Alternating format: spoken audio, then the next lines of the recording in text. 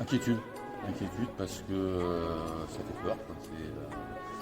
Faut pas dire non, mais pour quel domaine, pour faire quoi, pour qui, pourquoi. C'est inquiétant, ouais. Alors plutôt hâte, à condition qu'on définisse exactement ce qu'on veut en faire, quelle en est l'utilisation et sous quel prisme on peut utiliser l'IA. Mais en tout cas, je pense que c'est plutôt, au même titre que ce qu'on a pu connaître par le passé dans les grandes évolutions technologiques de nos métiers et des médias, une opportunité plutôt qu'une contrainte. Les deux.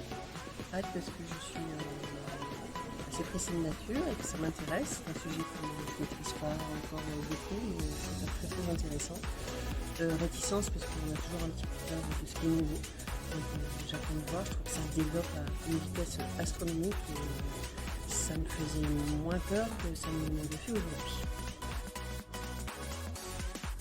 Ça me paraît difficile. On est une famille de presse et de proximité.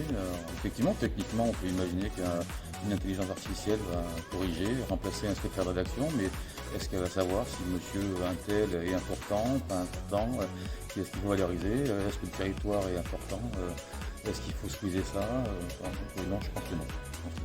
Alors, je pense totalement compatible avec la pêchère. On est sur un modèle économique qu'on sait parfois fragile.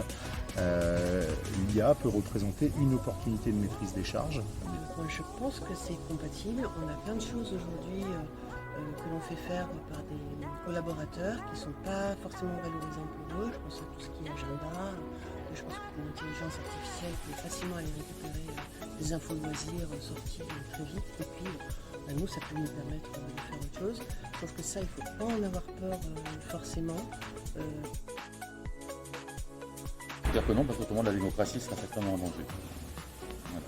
Une IA ne fera jamais le travail d'un journaliste dans l'esprit critique, dans l'esprit de mesure également et dans la capacité à analyser finement une situation.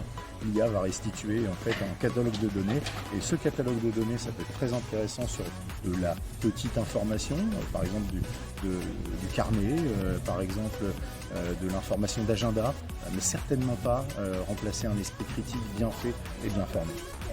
Moi, je pense pas, je suis hyper optimiste de nature, mais je pense pas que ça peut remplacer les journalistes. Il y aura toujours besoin de journalistes parce que c'est eux qui ont l'idée, déjà, qui va alimenter l'intelligence artificielle d'ailleurs.